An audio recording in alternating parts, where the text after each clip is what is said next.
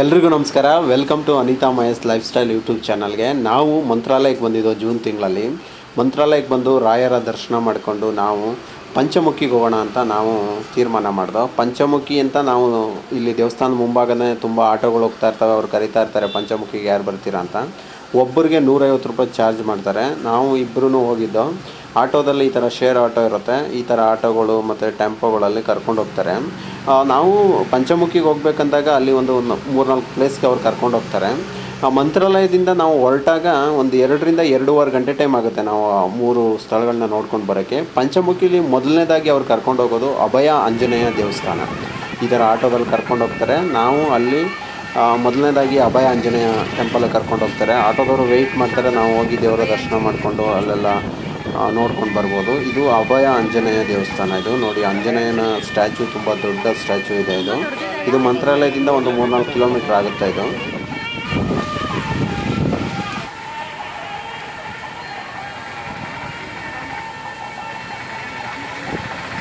ಯಾರೆಲ್ಲ ವಿಡಿಯೋ ನೋಡ್ತಾ ಇದ್ದೀರಾ ಲೈಕ್ ಮಾಡಿ, ಮತ್ತು ಯಾರು ಸಬ್ಸ್ಕ್ರೈಬ್ ಮಾಡ್ಕೊಂಡಿಲ್ಲ ಸಬ್ಸ್ಕ್ರೈಬ್ ಮಾಡ್ಕೊಳ್ಳೋದನ್ನ ಮರಿಬೇಡಿ. ಅಭಯ ಆಂಜನೇಯ ದೇವಸ್ಥಾನ ನೋಡಾದ್ಮೇಲೆ ನಮ್ಮನ್ನು ಇಲ್ಲಿ ಬಿಚ್ಚಾಲೆ ಗ್ರಾಮಕ್ಕೆ ಕರ್ಕೊಂಡು ಬಂದರು. ಇಲ್ಲಿ ಒಂದು ಮನೆ ಕಾಣ್ತಾ ಇದೆಯಲ್ಲ, ಇದು ಬಂದು ಶ್ರೀ ಅಪ್ಪಣ್ಣಾಚಾರ್ಯರ ಮನೆ. ಇಲ್ಲಿ ಗುರು ರಾಘವೇಂದ್ರ ರಾಯರು ಒಂದು 13 ವರ್ಷಗಳ ಕಾಲ ಈ ಮನೆಯಲ್ಲಿ ಅಪ್ಪಣ್ಣಾಚಾರ್ಯರ ಜೊತೆ ಇಲ್ಲಿ ಇದ್ರಂತೆ ಅವರು. ಈ ಮನೆ ಒಳಗಡೆ ನಾವು ಹೋದಾಗ ಅಲ್ಲಿ ಶ್ರೀ ಗುರು ರಾಘವೇಂದ್ರ ಸ್ವಾಮಿಗಳು ಮಲಗ್ತಿದ್ದ ಜಾಗ ಇದೆಲ್ಲ ಕೂಡ ನಾವು ಇಲ್ಲಿ ನೋಡ್ಬೋದು. ಇದು ಅಪ್ಪಣ್ಣಾಚಾರ್ಯರ ಮನೆ. ಈ ಅಪ್ಪಣ್ಣಾಚಾರ್ಯರ ಮನೆ ಈ ಬಿಚ್ಚಾಲೆ ಗ್ರಾಮದಲ್ಲಿದೆ. ಈಗ ನೋಡೋಣ, ಒಳಗಡೆ ಹೋಗೋಣ. ಅಲ್ಲಿ ಶ್ರೀ ಗುರು ರಾಘವೇಂದ್ರ ಸ್ವಾಮಿಗಳು ವಿಶ್ರಾಂತಿ ಮಾಡ್ತಿದ್ದಂಥ ಸ್ಥಳ, ಅವರು ಪೂಜೆ ಮಾಡ್ತಿದ್ದ ಸ್ಥಳ ಇದೆಲ್ಲ ಕೂಡ ಇದೆ. ಈ ಮನೆನ ಹಾಗೆ ಉಳಿಸ್ಕೊಂಡಿದ್ದಾರೆ. ಈಗ ಸ್ವಲ್ಪ ನವೀಕರಣ ಮಾಡಿ ಆ ಮನೆನ ಹಾಗೆ ವಾಸ್ತವವಾಗಿ ಉಳಿಸ್ಕೊಂಡಿದ್ದಾರೆ. ಇಲ್ಲಿ ತುಂಬ ಜನ ಮಂತ್ರಾಲಯಕ್ಕೆ ಬಂದಾಗ ಇಲ್ಲಿಗೆ ಬರಲೇಬೇಕು ಅಪ್ಪಣ್ಣಾಚಾರ್ಯರ ಮನೆಯಲ್ಲಿ. ಮತ್ತು ಇಲ್ಲೇ ಕೂಡ ನಾವು ಬಿಚ್ಚಾಲೆ ಗ್ರಾಮದಲ್ಲಿ ಅವರು ಶ್ರೀ ರಾಘವೇಂದ್ರ ರಾಯರು ತಪಸ್ ಮಾಡ್ತಿದ್ದ ಸ್ಥಳ ಕೂಡ ನೋಡೋಣ. ಅದಕ್ಕಿಂತ ಮುಂಚೆ ಇದು ಅಪ್ಪಣ್ಣಾಚಾರ್ಯರ ಮನೆ. ಇಲ್ಲಿ 13 ವರ್ಷಗಳ ಕಾಲ ಗುರು ರಾಘವೇಂದ್ರ ರಾಯರು ಇಲ್ಲಿ ಇದ್ದರು. ಅವರು ಇದ್ದ ಸ್ಥಳ ಮತ್ತು ಅವರು ಮಲಗುತ್ತಿದ್ದಂಥ ಸ್ಥಳ, ವಿಶ್ರಾಂತಿ ಪಡೆದಿದ್ದಂಥ ಸ್ಥಳ ಇದು.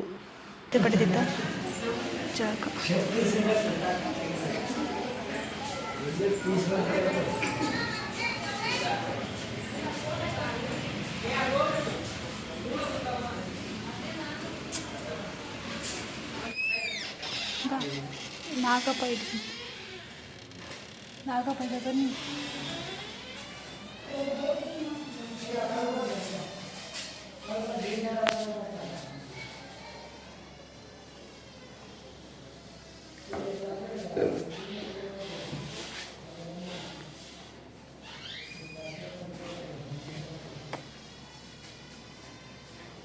ಇಲ್ಲಿ ಉದ್ಭವ ಆಗಿರೋದು ಪ್ರತಿಷ್ಠಾಪನೆ ಮಾಡಿದ್ದು ರಾಘವೇಂದ್ರ ಸ್ವಾಮಿಗಳ ಪ್ರತಿಷ್ಠಾಪನೆ ಮಾಡಿರೋದು ಇದು.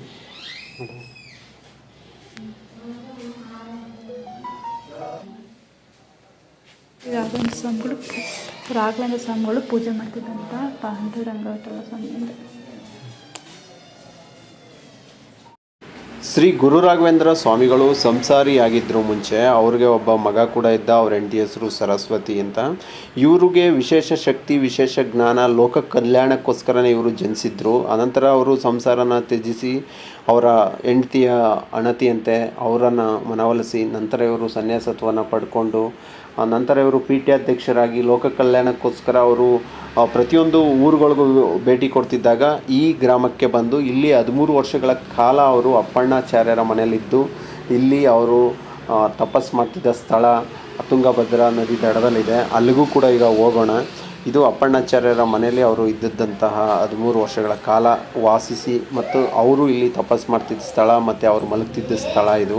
ಇಲ್ಲಿಗೂ ಕೂಡ ಈಗ ಇದು 2ನೇ ಮಂತ್ರಾಲಯ ಅಂತಲೂ ಕೂಡ ಕರೀತಾರೆ. ಏಕೆಂದರೆ ಅಪ್ಪಣ್ಣಾಚಾರ್ಯರ ಗುರು ರಾಘವೇಂದ್ರ ಸ್ವಾಮಿಗಳ ಆಪ್ತ ಶಿಷ್ಯರು ಅವರು. ಇಲ್ಲಿ ಮಂತ್ರಾಲಯಕ್ಕೆ ಬಂದಾಗ ಇಲ್ಲಿಗೆ ಬರೋದನ್ನ ಮರಿಬೇಡಿ. ನಂತರ ಈ ಬಿಚ್ಚಾಲೆ ಗ್ರಾಮದಲ್ಲೇ ನೋಡಿ, ಇಲ್ಲಿ ಬಂದು ಶ್ರೀ ಗುರು ರಾಘವೇಂದ್ರ ಸ್ವಾಮಿಗಳು ತುಂಗಭದ್ರಾ ನದಿ ದಡದಲ್ಲಿ ತಪಸ್ ಮಾಡ್ತಿದ್ದಂಥ ಸ್ಥಳ. ಇದನ್ನು 2ನೇ ಮಂತ್ರಾಲಯ ಅಂತಲೂ ಕರೀತಾರೆ. ಏಕೆಂದರೆ ಇಲ್ಲಿ ಶ್ರೀ ಗುರು ರಾಘವೇಂದ್ರ ಅವರ ಏಕಶಿಲಾ ವೃಂದಾವನ ಕೂಡ ಇದೆ. ಅದನ್ನು ಅಪ್ಪಣ್ಣಾಚಾರ್ಯರು ಸ್ಥಾಪನೆ ಮಾಡಿದ್ದು. ಏಕೆಂದರೆ ಗುರು ರಾಘವೇಂದ್ರ ರಾಯರು ಇಲ್ಲಿ ಮಂತ್ರಾಲಯದಲ್ಲಿ ಅವರು ವೃಂದಾವನ ಆದಾಗ, ಜೀವಂತ ಸಮಾಧಿ ಆದಾಗ ಅಪ್ಪಣ್ಣಾಚಾರ್ಯರು ಅಲ್ಲಿಗೆ ಹೋಗ್ತಾರೆ. ಅವ್ರು ಗುರು ರಾಘವೇಂದ್ರನ ಅವ್ರನ್ನ ಭೇಟಿ ಮಾಡೋದಕ್ಕೋಸ್ಕರ ಅವರು ಪ್ರತಿದಿನ ಅಲ್ಲಿ ಹೋಗ್ತಾ ಇದ್ದಾಗ ಗುರು ರಾಘವೇಂದ್ರ ಅವರು ಹೇಳ್ತಾರೆ, ನಾನು ತಪಸ್ ಮಾಡ್ತಿದ್ದಂಥ ಈ ಸ್ಥಳದಲ್ಲಿ ಏಕಶಿಲಾ ವೃಂದಾವನನ ಸ್ಥಾಪನೆ ಮಾಡಿ ಅಲ್ಲಿ ನೀವು ಪೂಜೆ ಮಾಡಿ, ನಾನು ಜ್ಯೋತಿ ಮುಖಾಂತರ ನಾನು ನಿಮಗೆ ದಿವ್ಯ ದರ್ಶನ ನೀಡ್ತೀನಿ ಅಂತ ಅವ್ರು ಹೇಳಿರ್ತಾರೆ. ಅದರಂತೆಯೇ ಗುರು ರಾಘವೇಂದ್ರ ಅವರ ಅಣತಿ ಅಂತಲೇ ಅಪ್ಪಣ್ಣಾಚಾರ್ಯರು ಇಲ್ಲಿ ಏಕಶಿಲಾ ಒಂದೇ ಕಲ್ಲಿನಲ್ಲಿ ವೃಂದಾವನನ ಅವರೇ ಸ್ಥಾಪನೆ ಮಾಡಿರ್ತಾರೆ. ಅದರಿಂದ ಇಲ್ಲಿ ಕೂಡ ಗುರು ರಾಘವೇಂದ್ರ ಅವರು ದರ್ಶನ ನೀಡ್ತಾರೆ. ಅದಕ್ಕೋಸ್ಕರ ಇದನ್ನು 2ನೇ ಮಂತ್ರಾಲಯ ಅಂತಲೂ ಕೂಡ ಕರೀತಾರೆ. ನೀವು ಮಂತ್ರಾಲಯಕ್ಕೆ ಬಂದಾಗ ಇಲ್ಲಿಗೆ ಬರಲೇಬೇಕಾಗುತ್ತೆ. ಏಕೆಂದರೆ ಇಲ್ಲಿ ಬಂದಾಗ ನಾವು ಏಕಶಿಲಾ ವೃಂದಾವನ ತುಂಗಭದ್ರಾ ನದಿ ದಡದಲ್ಲಿ ಪಕ್ಕದಲ್ಲೇ ಇದೆ. ಮತ್ತು ಇಲ್ಲಿ ಅವರು ಬಳಸ್ತಿದ್ದಂಥ ಒಳ್ಕಲ್ಲು ಕೂಡ ನೀವು ಇಲ್ಲಿ ನೋಡ್ಬೋದು.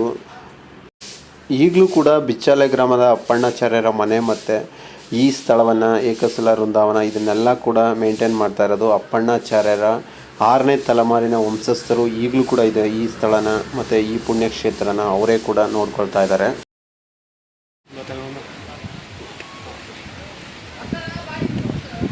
ಮಾಡ್ತಾ ಇದ್ದೀವಿ. ಇವಾಗ ನಾವು ಬೃಂದಾವನಕ್ಕೆ ಹೋಗ್ತೀವಿ. ಎಷ್ಟು ಚೆನ್ನಾಗಿದೆ ನೋಡ್ರಿ ನದಿ. ತುಂಗಭದ್ರಾ ನದಿಯಲ್ಲಿ ನೀರು ಕಡಿಮೆ ಇದೆ. ನಾವು ಜೂನ್ ತಿಂಗಳು ಎಂಡಲ್ಲಿ ಹೋಗಿತ್ತು. ಆ ಟೈಮಲ್ಲಿ ಇನ್ನೂ ಮಳೆ ಸ್ಟಾರ್ಟ್ ಆಗಿರಲಿಲ್ಲ, ನೀರು ಕಡಿಮೆ ಇತ್ತು. ಮಳೆ ಬಂದು ತುಂಬ ನದಿ ನೀರು ಜಾಸ್ತಿ ಆದಾಗ ನೀರು ಇಲ್ಲಿವರೆಗೂ ಬರುತ್ತಂತೆ, ಮೊಸಳೆಗಳೆಲ್ಲ ಇರ್ತಾವಂತೆ ಇಲ್ಲಿ. ಇವಾಗ ನಾವು ಏಕಶಿಲಾ ಬೃಂದಾವನಕ್ಕೆ ಹೋಗೋಣ. ಅಪ್ಪಣ್ಣಾಚಾರ್ಯರವರು ಸ್ಥಾಪನೆ ಮಾಡಿರ್ತಕ್ಕಂತಹ ರಾಘವೇಂದ್ರ ಸ್ವಾಮಿಗಳ ಅಣತಿಯಂತೆ ಇದು ಏಕಶಿಲಾ ಬೃಂದಾವನ. ಇದು ಕೂಡ 2ನೇ ಮಂತ್ರಾಲಯ ಅಂತಲೇ ಕರೀತಾರೆ. ಇಲ್ಲಿ ನಾವು ಈಗ ಪ್ರಾರ್ಥನೆ ಮಾಡಿ ಮುಂದಿನ ಸ್ಥಳಕ್ಕೆ ಹೋಗೋಣ. ಇದು ಏಕಶಿಲಾ ಬೃಂದಾವನ. ಈ ಪುಣ್ಯ ಸ್ಥಳಕ್ಕೆ ನೀವು ಮಂತ್ರಾಲಯಕ್ಕೆ ಬಂದಾಗ ಇಲ್ಲಿ ಬಂದು ದರ್ಶನ ಮಾಡಿ ನೀವು ಹೋದರೆ ಇಲ್ಲಿ ನಿಮಗೆ ಯಾವುದೇ ಥರ ನಾಗದೋಷ ಇದ್ದರೆ ಅಥವಾ ದೃಷ್ಟಿ ದೋಷ ಇದ್ರೂ ಇಲ್ಲಿ ಪರಿಹಾರ ಆಗುತ್ತೆ ಅಂತ ಇಲ್ಲಿ ಪ್ರಧಾನ ಅರ್ಚಕರು ನಮಗೆ ತಿಳಿಸ್ಕೊಟ್ರು.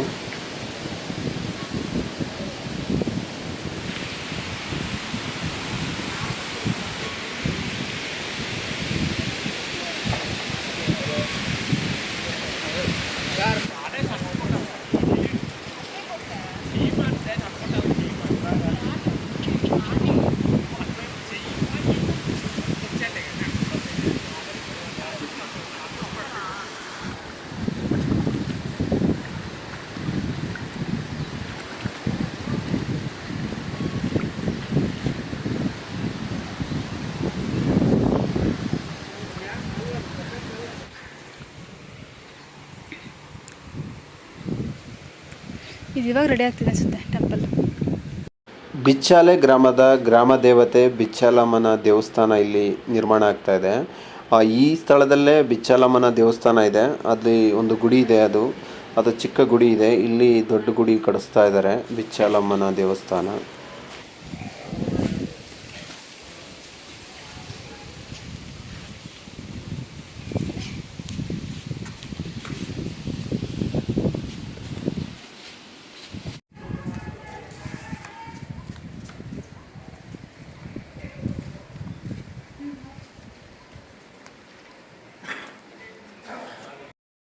ಇಲ್ಲಿಯೂ ಕೂಡ ಅನ್ನ ಸಂತರ್ಪಣೆ ನಡೀತಾ ಇರುತ್ತೆ. ನೀವು ಕೂಡ ಇಲ್ಲಿ ಅನ್ನ ಸಂತರ್ಪಣೆಗೆ ಹಣ ನೀಡ್ಬೋದು.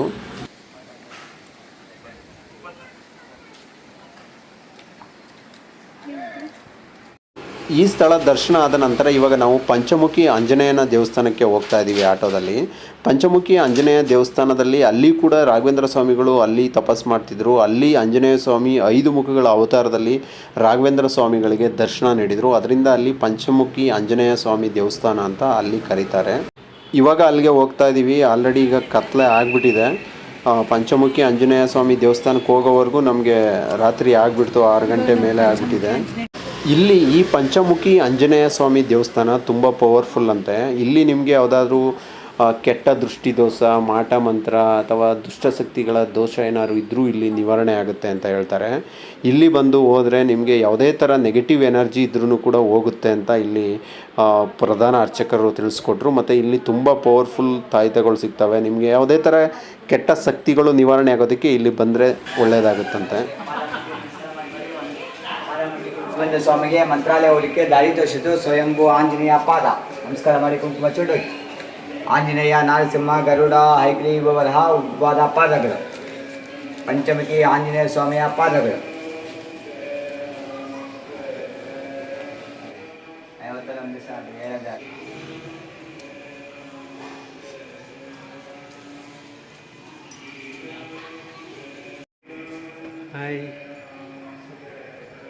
ಏನು ತರಬೇಕಾಯ್ತು.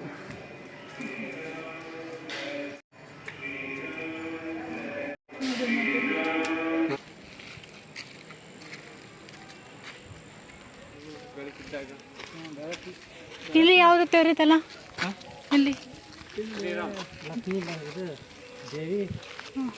ಬೆಳಕಿದ್ದಾಗ ಬರ್ಬೇಕಲ್ಲ. ಶ್ರೀರಾಮ ರಾಮ ಶ್ರೀರಾಮ ಶ್ರೀರಾಮ ಅಲ್ಲ ಬಂದೆ.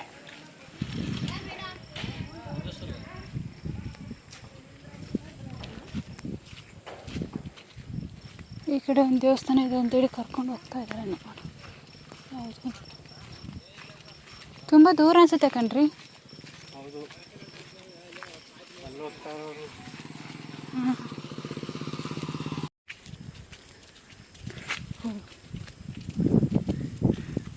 Day time ಬಂದ್ಬೇಕಾಯ್ತು.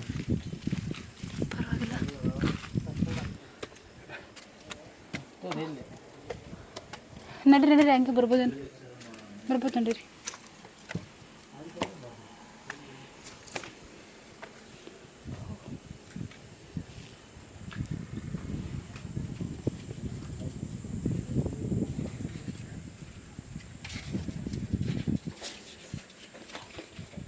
ಜಿಗ್ಗಿರ್ತಾರೆ ಜನ ಇವತ್ತು ಮಂತ್ರಾಲಯ. ಹಾಂ, ಸಿಕ್ಕಾಪಟ್ಟೆ ಜನ. ಪಂಚಮುಖಿ ದರ್ಶನ ಮಾಡಿಕೊಂಡು ಮತ್ತೆ ಮಂತ್ರಾಲಯಕ್ಕೆ ಬರೋವರೆಗೂ 9 ಗಂಟೆ ಆಗಿಬಿಡ್ತು. ಮತ್ತೆ ಬಂದು ಇಲ್ಲಿ ನಾವು ಪಂಚಮುಖಿ ದರ್ಶನ ಅಂದರೆ ಅಭಯ ಆಂಜನೇಯ ಸ್ವಾಮಿ ದೇವಸ್ಥಾನ ಮತ್ತು ಬಿಚ್ಚಲೆ ಗ್ರಾಮದಲ್ಲಿ ಅಪ್ಪಣ್ಣಾಚಾರ್ಯರ ಮನೆ ಮತ್ತು ರಾಘವೇಂದ್ರ ಸ್ವಾಮಿಯವರ ಏಕಶಿಲೆ ಬೃಂದಾವನ ಮತ್ತು ಪಂಚಮುಖಿ ಆಂಜನೇಯ ಸ್ವಾಮಿ ದೇವಸ್ಥಾನ ದರ್ಶನ ಮಾಡಿಕೊಂಡು ಇಲ್ಲಿ ಬರೋವರೆಗೂ ಒಂದು 2 ರಿಂದ 2:30 ಗಂಟೆ ಟೈಮ್ ಆಗುತ್ತೆ. ಈಗ ಮತ್ತೆ ಮಂತ್ರಾಲಯಕ್ಕೆ ಬಂದು ಇವಾಗ ನಾವು ಬೆಂಗಳೂರಿಗೆ ಹೋಗಬೇಕು. ಆಲ್ರೆಡಿ ಅಭಿ ಬಸ್ ಅಥವಾ ರೆಡ್ ಬಸ್ಸಲ್ಲಿ ನಾವು ಟಿಕೆಟ್ ಬುಕ್ ಮಾಡಿದ್ದೋ ಬಸ್ಸು ಸ್ಲೀಪರ್ ಕೋಚನ್ನ. ಇವಾಗ ನಾವು ಸ್ಲೀಪರ್ ಕೋಚಲ್ಲಿ ಮತ್ತೆ ನಾವು ಬಂದು ಬಸ್ಸಲ್ಲೇ ನಾವು ಮತ್ತೆ ವಾಪಸ್ ಬೆಂಗಳೂರಿಗೆ ಹೋಗ್ತಾಯಿದ್ದೀವಿ. ಒಂದು 10:30 11 ಗಂಟೆಗೆ ಈ ಬಸ್ಸು ಮಂತ್ರಾಲಯದಿಂದ ಹೊರಡ್ತು. ಮತ್ತು ನಾವು ಬೆಳಗಿನ ಜಾವ ಅರೌಂಡ್ 6 ಗಂಟೆ ಅಷ್ಟೊತ್ತಿಗೆ ನಾವು ನಮ್ಮ ಬೆಂಗಳೂರಿಗೆ ತಲುಪಿದೋ. ಇದು ನೋಡಿ ಸ್ಲೀಪರ್ ಕೋಚ್ ಬಸ್, ಇದು ಗ್ರೀನ್ ಲೈನ್ ಬಸ್. ಇದು ಸ್ಲೀಪರ್ ಕೋಚ್ ಬಸ್ಸಲ್ಲಿ 950 ರೂಪಾಯಿ ಇದಕ್ಕೆ ಒಬ್ಬರಿಗೆ. ನಾವು ಆ್ಯಕ್ಚುಲಿ ನಾವು ಮಂತ್ರಾಲಯದಲ್ಲಿ KSRTC ಬಸ್ ಸ್ಟ್ಯಾಂಡಲ್ಲಿ ಹೋಗ್ಬಿಟ್ಟು ನಾವು ಐರಾವತ ಬಸ್ಸಲ್ಲಿ ಕೂಡ ವಿಚಾರಿಸ್ತೋ ಟಿಕೆಟ್ ರೇಟ್ ಎಷ್ಟಿದೆ ಅಂತ. ಅವರು ಕೂಡ 950 ರೂಪಾಯಿ ಹೇಳಿದ್ರು. ನಮಗೆ ಅದೇ 950 ರೂಪಾಯಿಗೆ ಸ್ಲೀಪರ್ ಕೋಚಲ್ಲೇ ಬರ್ಬೋದು. ಇದರಲ್ಲಿ ನೋಡಿ ಆರಾಮಾಗಿ ಮಲ್ಕೊಂಡು ನಾವು ಬಂದು ಬಸ್ಸು ಇದೇ ಬಸ್ಸಲ್ಲೇ ನಮಗೆ ಬರಬೇಕಾದ್ರೆ ನಾವು ಟ್ರಾವೆಲ್ಸಲ್ಲಿ ಬುಕ್ ಮಾಡಿದ್ದೋ 1050 1100 ರೂಪಾಯಿ ಆಗಿತ್ತಲ್ವಾ ಒಬ್ಬರಿಗೆ. ಬಟ್ ನಾವು ಬರಬೇಕಾದಾಗ ಮಂತ್ರಾಲಯದಲ್ಲಿ ನಾವು ಆನ್ಲೈನಲ್ಲಿ ರೆಡ್ ಬಸ್ ಅಥವಾ ಅಭಿ ಬಸ್ ಆ್ಯಪ್ನ ಇನ್ಸ್ಟಾಲ್ ಮಾಡಿಕೊಂಡು ಅದ್ರ ಮುಖಾಂತರ ನಾವು ಟಿಕೆಟ್ ಬುಕ್ ಮಾಡಿದೋ 950 ರೂಪಾಯಿ ಒಬ್ಬರಿಗೆ. ಇದು ನೋಡಿ ಸ್ಲೀಪರ್ ಕೋಚ್ ಈ ಥರ ಇರುತ್ತೆ, ತುಂಬ ಕಂಫರ್ಟಬಲ್ ಇರುತ್ತೆ. ಈಗ ಮತ್ತೆ ನಾವು ರಾತ್ರಿ ವೇಳೆ ಈ ಥರ ಜರ್ನಿ ಮಾಡೋದಕ್ಕೆ ಆರಾಮಾಗಿ ಮಲ್ಕೊಂಡೇ ಹೋಗ್ಬೋದು. ನೋಡಿ ಈ ಥರ ಇದೆ green line sleeper coach bus. ಆರಾಮಾಗಿ ನಾವು ಜರ್ನಿ ಮಾಡಿದಾಗ ಅನಿಸೋದೇ ಇಲ್ಲ, ಆರಾಮಾಗಿ ಮಲ್ಕೊಂಡು ಹೋಗ್ಬೋದು. ಮತ್ತು ನಾವು ಚಾರ್ಜ್ ಮಾಡ್ಕೊಳ್ಳೋಕ್ಕೂ ಕೂಡ ಚಾರ್ಜಿಂಗ್ ಪಾಯಿಂಟ್ ಕೂಡ ಇದೆ. ಆರಾಮಾಗಿ ಹೋಗ್ಬೋದು, ಮನೇಲಿ ರೂಮಲ್ಲಿ ಮಲ್ಕೊಂಡಂಗೆ ಇರುತ್ತೆ. ಹೊಸ ಬಸ್ ಇದು ಗ್ರೀನ್ ಲೈನ್ ಬಸ್ಸು, ತುಂಬ ಕಂಫರ್ಟಬಲ್ ಇದೆ. ಐರಾವತ ಬಸ್ಸಲ್ಲಿ 950 ರೂಪಾಯಿ ಕೂತ್ಕೊಂಡು ಹೋಗಬೇಕು. ಅದೇ 950 ರೂಪಾಯಿಗೆ ನಾವು ಮಲ್ಕೊಂಡು ಆರಾಮಾಗಿ ಹೋಗ್ಬೋದು. ದೇವರ ದರ್ಶನ ಮಾಡಿಕೊಂಡು ಸುಖಕರವಾಗಿ ಯಾವುದೇ ತೊಂದರೆ ಇಲ್ಲದೇ ನಾವು ಮಂತ್ರಾಲಯದಲ್ಲಿ ಶ್ರೀ ಗುರು ರಾಘವೇಂದ್ರ ಸ್ವಾಮಿಗೆ ದರ್ಶನ ಮತ್ತು ನಂತರ ಪಂಚಮುಖಿ ದರ್ಶನ ರಾತ್ರಿ ಹೊರಟು ಬೆಳಗಿನ ಜಾವ ಇಲ್ಲಿಗೆ ಬಂದು ಬೆಳಗಿನ ಜಾವ ಪೂರ್ತಿ ದೇವರ ದರ್ಶನ ಪಂಚಮುಖಿ ದರ್ಶನ ಎಲ್ಲ ಮಾಡಿಕೊಂಡು ಮತ್ತೆ ರಾತ್ರಿ ಹೊರಟು ಬೆಳಗಿನ ಜಾವ ಬೆಂಗಳೂರಿಗೆ ನಾವು ಹೋಗಿ ತಲುಪಿದೋ. ಈ ರೀತಿ ತುಂಬ ಕಂಫರ್ಟಬಲ್ ಆಗಿತ್ತು. ದೇವರ ದರ್ಶನ ಕೂಡ ನಮಗೆ. ಯಾರೆಲ್ಲ ವೀಡಿಯೋ ನೋಡ್ತಾ ಇದ್ದೀರಾ ಲೈಕ್ ಮಾಡಿ, ಮತ್ತು ಯಾರು ಸಬ್ಸ್ಕ್ರೈಬ್ ಮಾಡ್ಕೊಂಡಿಲ್ಲ ನಮ್ಮ ಚಾನಲ್ನ ಸಬ್ಸ್ಕ್ರೈಬ್ ಮಾಡ್ಕೊಳ್ಳೋದನ್ನ ಮರಿಬೇಡಿ.